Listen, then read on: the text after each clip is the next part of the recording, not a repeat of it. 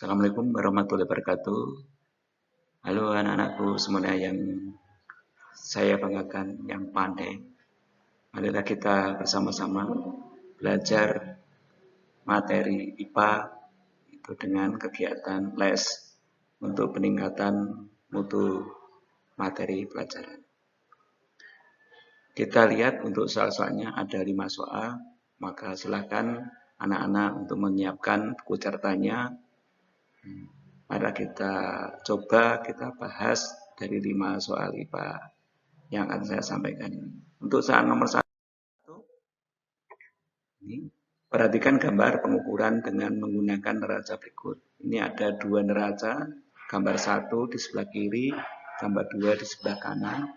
Nah, berapa selisih massa benda M dan P? Ayo anak-anak, berapa? Siapa yang bisa mengerjakan? Siapa bisa menjawab? Silakan tunjuk jari. Berapa jawabannya? Nah, untuk bisa mengerjakan ini, maka kita perlu menghitung beban yang ada di M ini supaya seimbang dan beban yang ada di P ini supaya seimbang. Dengan cara bagaimana? Dengan cara ditambahkan atau dijumlahkan.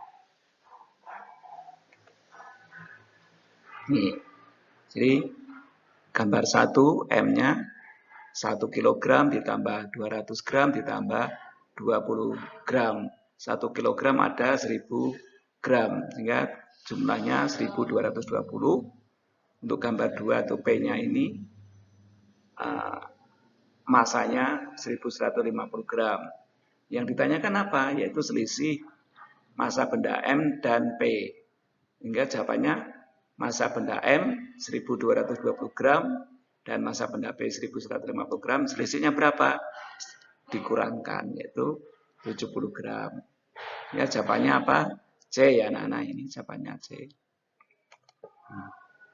Jadi jawabannya C ini. Dia. Lanjut.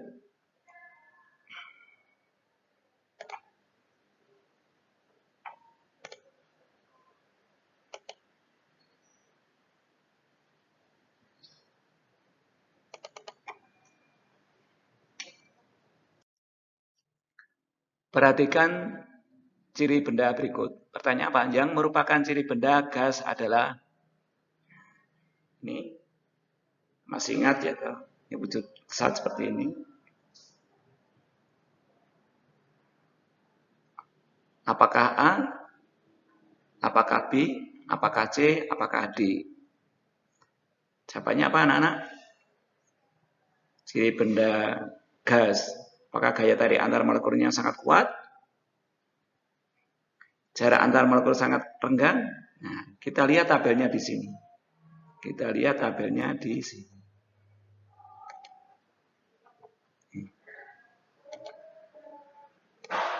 Nah, ini. Yang ditanyakan adalah molekul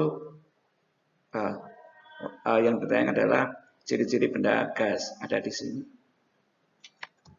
Nah, ini.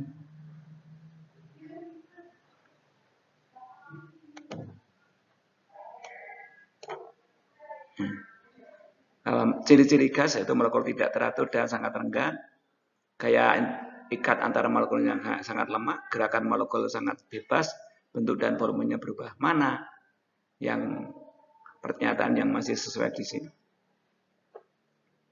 Yang mana? Yang nomor 2. Kemudian nomor 3. Kalau kemudian meninggalkan kelompoknya. Cocok ya. Yang nomor 4 tidak. Molekulnya bergerak sangat bebas. So ini. Yang nomor 5 formula selalu tetap. Tidak. Jawabannya apa? Jawabannya C. Lanjut. Soal berikutnya nomor 3. Air dipanaskan dari suhu 20 derajat Celcius sampai mendidih bersuhu 100 derajat Celcius. Perubahan suhu tersebut pada pengukuran dengan termometer Fahrenheit sama dengan berapa?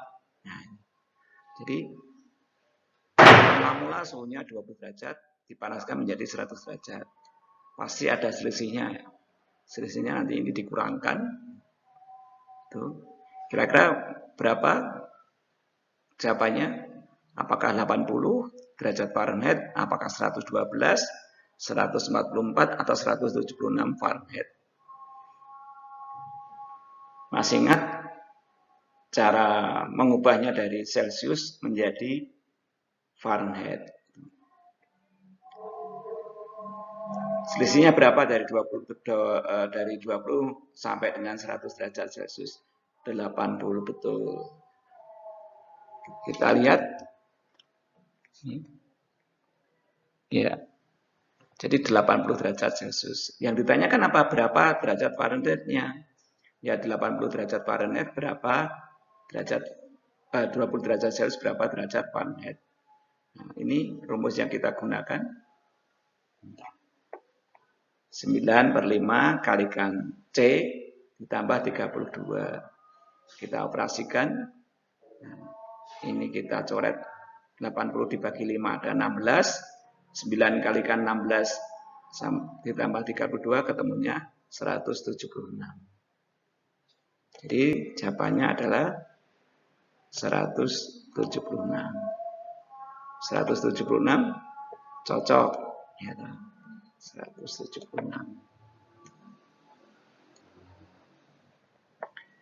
Lanjut ke soal nomor 4. Nah ini. Gambar 1 itu adalah bekuan-bekuan es yang menempel di dinding. Jadi pada suhu yang sangat dingin sekali. Nah, ini biasanya di luar negeri sana, di daerah kutub. Kemudian yang nomor 2 ini cair atau mungkin masakan yang menguap. Berarti ini butuh dipanaskan. Nomor 3 ini embun-embun yang ada di atas pelepah daun. Yang ini bongkahan es yang sedang meleleh atau mencair. Nah, peristiwa pada gambar tersebut yang termasuk perubahan wujud dengan melepaskan kalor, melepaskan energi panas. Jadi melepaskan, tidak membutuhkan energi panas. Mengalami perubahan wujud. Jadi bisa mengalami perubahan wujud menjadi es, menjadi air, menjadi embun, menjadi uap. Jadi kalau ini es, kalau ini uap, ini embun, ini menjadi air. Jawabannya apa? 1, 2. Wah, apakah memerlukan panas atau melepaskan panas? Tentunya jawaban yang benar yang ini jelas, ini adalah melepaskan. Serat itu bisa membeku, berarti harus melepaskan panas. Dari suhu panas menjadi dingin, itu artinya melepaskan. Ini juga dari uap menjadi embun. Ya, jawabannya apa? 1, 3. Lanjut ke soal yang nomor 5, yaitu indikator kertas lakmus biru dan kertas lakmus merah, di mana yang ditanyakan di sini ada 4 buah larutan. Kemudian jika kertas lakmus itu dimasukkan dalam larutan 1 berwarna biru, dimasukkan ke lakmus larutan nomor 2 lakmus biru berwarna merah, kemudian kertas lakmus biru dimasukkan dalam larutan 3 berwarna biru. Jika dimasukkan ke dalam larutan nomor 4, kertas lakmus biru menjadi merah. Dengan cara yang sama, maka kertas lakmus merah dimasukkan dalam larutan 1 berwarna biru dan seterusnya gitu. Ya. Maka untuk bisa menjawab soal nomor 5 ini, larutan yang mana yang bersifat asam dan larutan yang mana yang bersifat basa. Nah, tentu saja dengan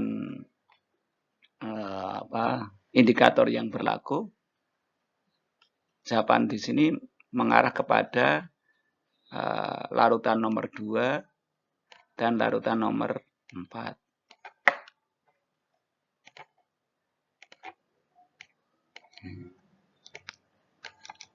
Mengapa? Ya karena kalau larutan nomor 2 itu jika dikasihkan kertas lakmus biru berwarna merah, berarti larutan nomor 2 ini sifatnya adalah asam. Kemudian larutan nomor 4, kertas lakmus biru dimasukkan di dalam larutan nomor 4 berwarna merah. Jadi ini juga bersifat asam. Demikian juga untuk kertas lakmus biru dimasukkan dalam kertas lakmus merah dimasukkan dalam larutan nomor 2, maka warnanya menjadi biru. Dan kertas lakmus merah dimasukkan dalam larutan nomor 4 itu berarti basa, berarti warnanya merah. Jawabannya adalah apa? 2 dan 4 ini.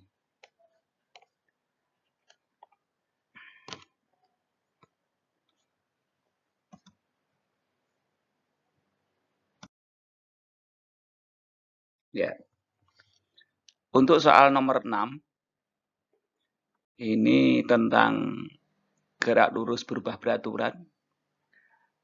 Dari gambar di atas, sebuah mobil ini turun dari ketinggian tertentu, dari titik P ke G, maka kita bisa membayangkan yang namanya benda dari titik tinggi ke titik rendah, ya, ini pasti akan mengalami perubahan kecepatan atau mengalami percepatan. Berarti ada gerak lurus berubah beraturan dipercepat. Nah, kalau dipercepat berarti kecepatannya semakin tambah. Nah, dengan kita melihat dari titik P ke G ini, maka grafik yang bisa mendekati, sementara pilihan nomor B dan pilihan B, option B dan C, yaitu kecepatannya semakin naik. Kemudian mobil ini bergerak dari G ke R, berarti mengalami gerak lurus beraturan atau kecepatannya tetap. Berarti masih tetap G dan R mendatar gitu. Kemudian dari R ke S mengalami menaik ke tanjakan. Nah, kalau tanjakan berarti kecepatannya semakin mengecil. Nah, kalau semakin mengecil berarti grafiknya menurun. Dengan demikian pilihan yang paling tepat adalah di pilihan option B ini. Begitu. Ini sekedar intermezzo bagaimana kondisi gerak lurus suatu benda ini jika berikutnya soal nomor 7. Soal nomor 7 ini berkaitan dengan hukum Newton ke-1, hukum Newton ke-2, hukum Newton ke-3. Nah, untuk jawaban anak-anak dari kejadian ini, seorang anak yang sedang berenang gitu, peristiwa ini yang cocok dengan pernyataan di atas adalah pernyataan nomor berapa? Ini sesuai dengan hukum Newton keberapa? Apakah satu penumpang terdorong ke depan ketika bus tiba-tiba mengerem mendadak? Ini hukum Newton pertama. Gelas yang di atas dilempar kertas tidak akan jatuh saat kertas ditarik dengan cepat. Ini juga hukum kelembaman, hukum Newton pertama. Jadi 1, 2 itu masih hukum kelembaman. Sehingga kira-kira jawabannya apa yang paling tepat?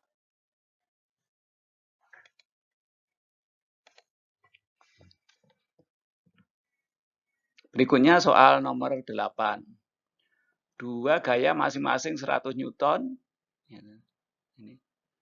Ke arah utara dan 150 Newton ke selatan. Pekerjaan mana benda yang bermassa bekerja pada benda yang bermassa 30 kg. Nah, usaha yang dikerjakan atau bekerja pada benda sebesar 60 Joule. Jarak perpindahan benda dari posisi awal ke adalah berapa? Nah, ini bisa kita kerjakan. Yang pertama diketahui bahwa benda ini masanya 30 kg. Benda ini masanya 30 kg. Kemudian ditarik dengan dua gaya ke kiri dan ke kanan 150 Newton ke selatan dan 100 Newton ke utara. Maka ya, ini jaraknya berapa? Nah, untuk bisa menjawab ini kita punya rumus bahwa usaha sama dengan jarak kalikan gaya. Usaha W sama dengan jarak kalikan gaya atau W sama dengan S kali F. Nah, usahanya itu 60 Joule. Usaha 60 Joule ini kita masukkan di sini 60 Joule gitu. Nah, jaraknya kita nggak tahu, mau kita cari. Kemudian selisih gayanya itu 150 dikurangi 100 Newton, ketemunya 50 Newton. Nah, 50 Newton kalikan S sama dengan 60 Joule. Sehingga kita bisa menghitung S-nya berapa, yaitu ketemu 1,2 meter atau sebesar 120 cm. Ke arah mana? Ya ke arah yang gayanya lebih besar, yaitu 120 cm ke selatan dari posisi mula-mula. Hingga jawabannya adalah apa? B gitu ya. Ya. Soal berikutnya.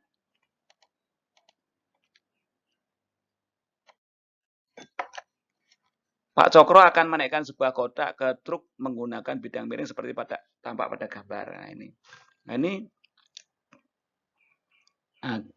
lintasannya ini jaraknya dari jalan atau aspalan ke atas truk ini tingginya 1 meter. Kemudian bidang miringnya itu 4 meter.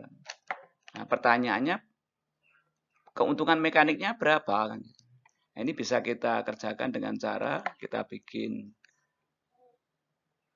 ini bidang miringnya 4 meter yaitu S, kemudian tingginya 1 meter yaitu H, ini S, ini H.